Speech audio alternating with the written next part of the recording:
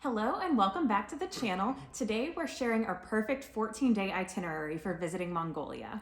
On our trip, we were able to visit the capital Ulaanbaatar, some of the surrounding national parks, the Mini Gobi, as well as the Reindeer Herders in the north, and the eagle hunters out in the west. We'll share pricing you can expect and the recommendations on how to make your trip to Mongolia one you'll never forget. Welcome to World Wanderers. We're Alicia and Will. Come wander the world with us. To get to Mongolia, you're flying into the capital Ulaanbaatar. The Genghis Khan International Airport is the only international airport in the country. To get there from Miami, we flew from Istanbul, Turkey, and then caught a flight to Ulaanbaatar. The other main option would have been to fly through Seoul, South Korea. On our first day in Mongolia, we arrived in Ulaanbaatar early in the morning. We collected our luggage and waited to check in for our first domestic flight.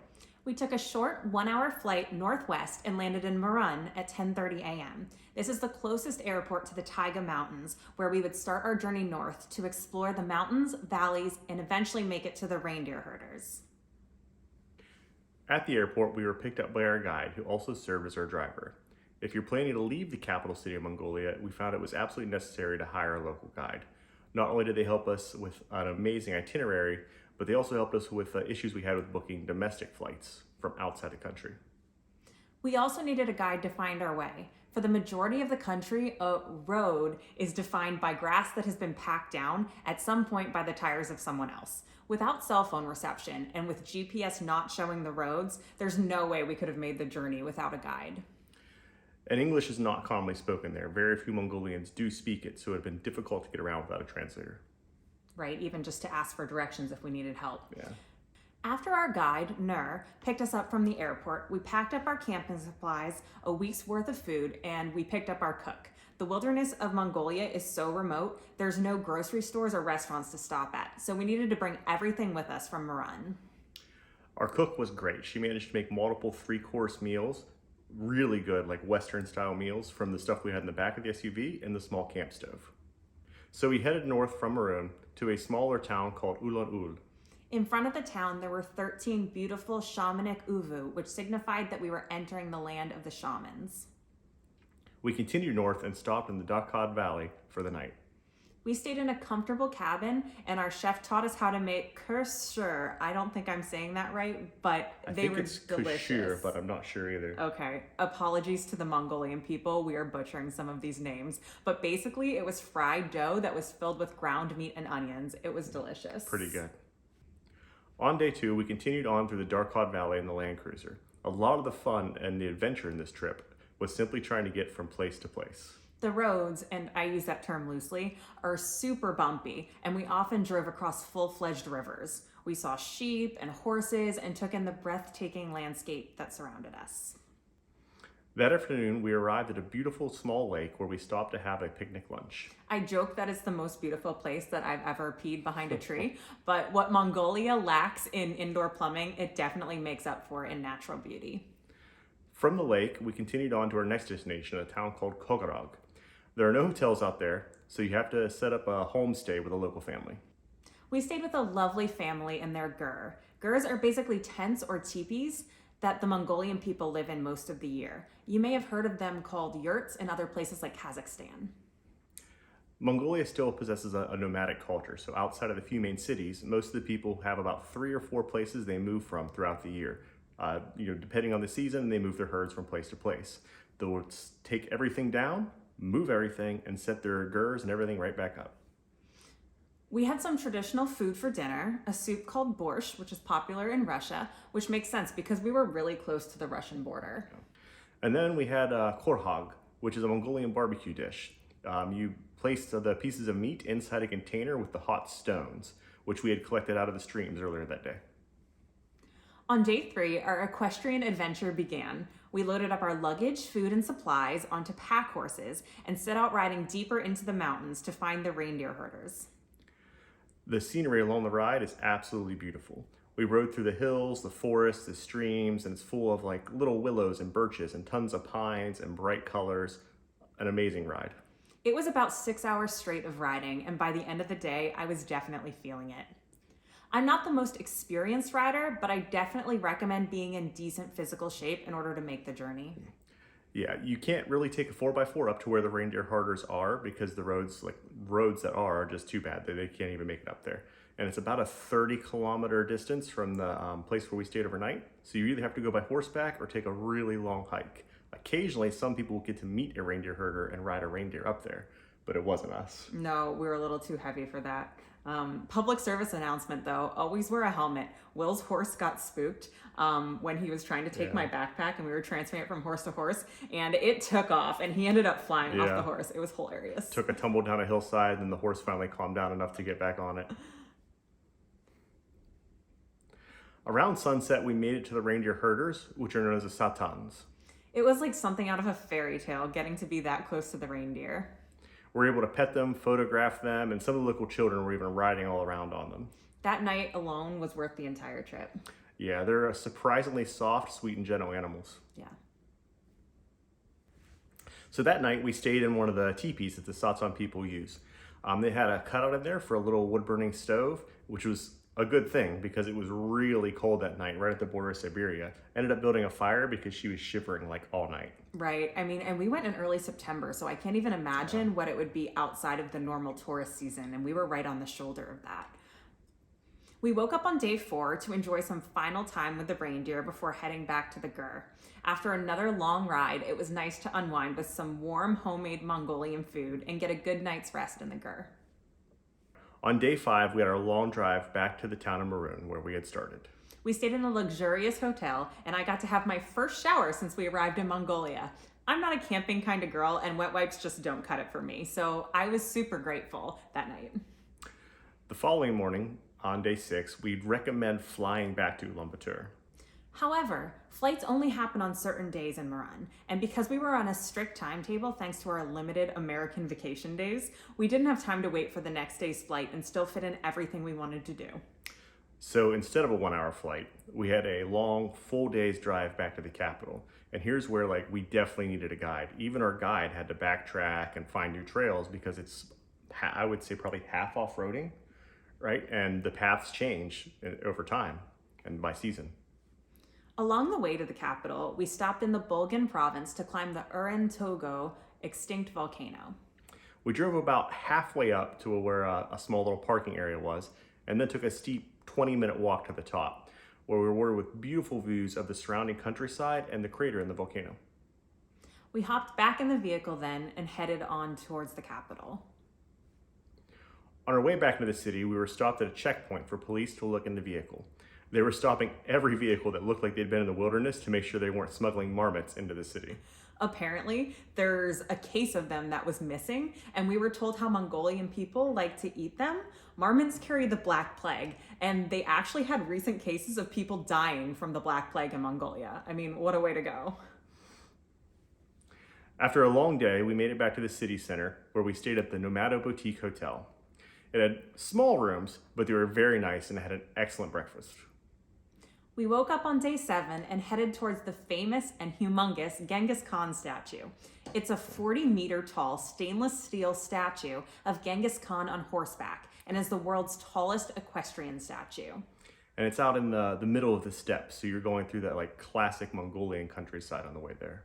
So inside the base of the statue is a really nice museum that you can walk through, and the price is included in your admission. There are Mongolians performing some of their traditional music, and upstairs there was a nice restaurant for lunch. Visitors can also walk through the chest of the statue and stand on top of the horse to get a panoramic view of the surrounding countryside. After the statue, we drove about 30 minutes further to Terelj National Park.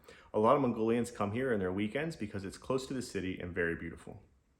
One of the major landmarks is the aptly named Turtle Rock, which you can climb up inside. Yeah, it's really cool looking. Yeah. From there, we continued on to the Arabal Temple, a beautiful Buddhist temple painted with exquisite colors. We headed back to the city for one more night and one more shower before our next leg of the trip. We woke up on day 8 and flew 2.5 hours from the capital to the opposite side of the country and landed in the western city of Olgii. There, our new driver, guide, and cook picked us up, and we started our journey to visit the eagle hunters. That evening, we arrived in the Sagsai village. We spent the night with a kind local family who had an extra gur we were able to stay in. The family was excited to share their traditional Mongolian clothing with us and even let us try some on and take some photos. They taught us how to milk horses. I didn't even know that was a thing, to be honest. But Mongolians eat a lot of different kinds of dairy products than we were used to. Yeah, it's definitely one of their main dietary staples is dairy. Right. So if you're lactose intolerant, keep that in mind. Yeah, even the tea was milk tea, which was made with milk instead of water. On day 9, we were able to watch a beautiful golden eagle hunt. We went to some of the nearby hills and they showed us how they train the eagles. One person takes the eagle to the high ground and the other stays lower while swinging around a dead rabbit. It was amazing to see the eagles focus on it and then come swooping down for the kill. Yeah, it flies in pretty quick and grabs it.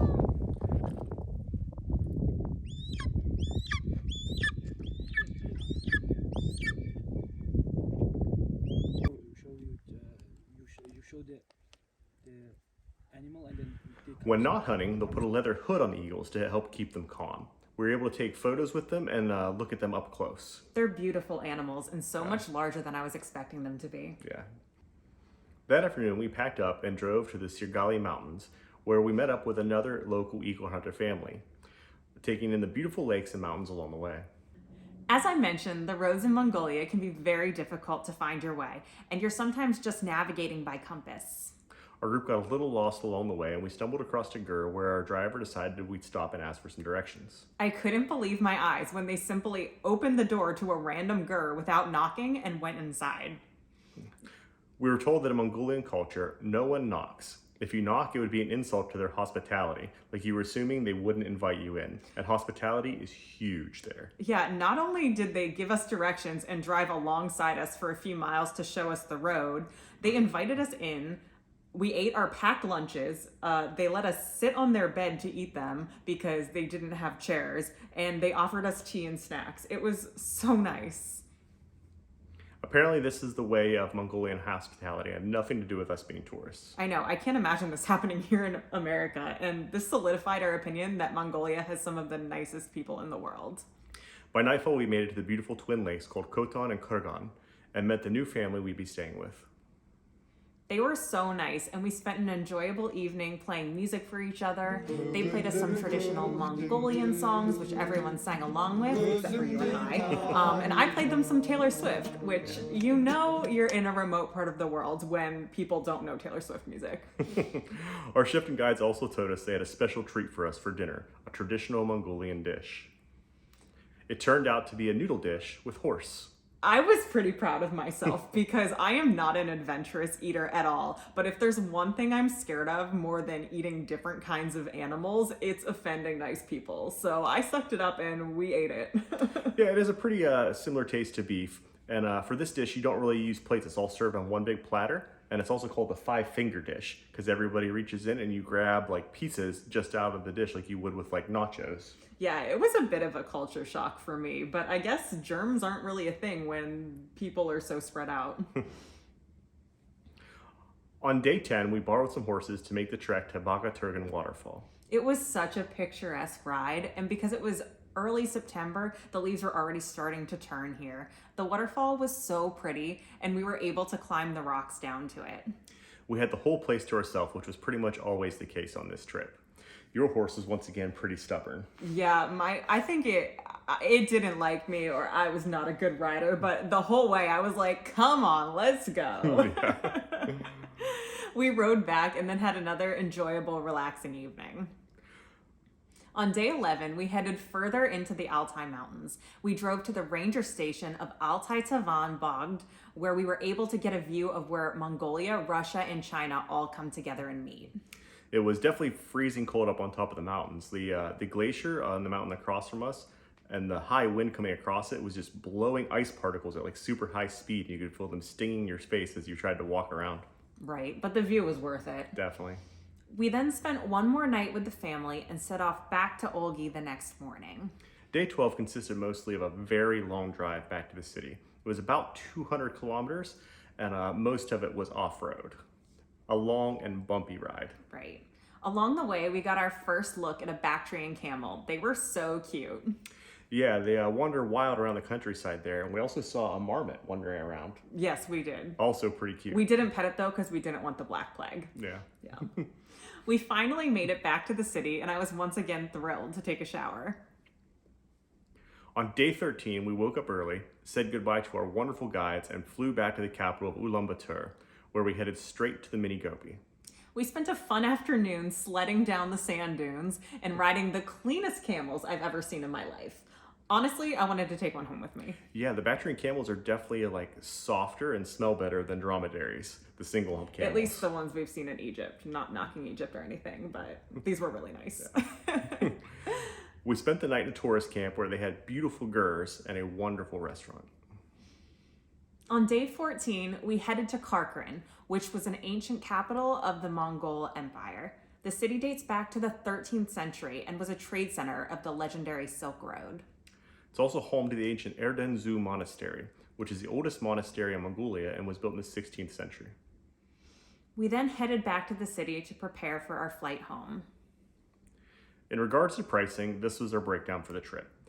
We went during the shoulder season in 2023, so group tours weren't an option to work with our rather strict schedule that we had to adhere to.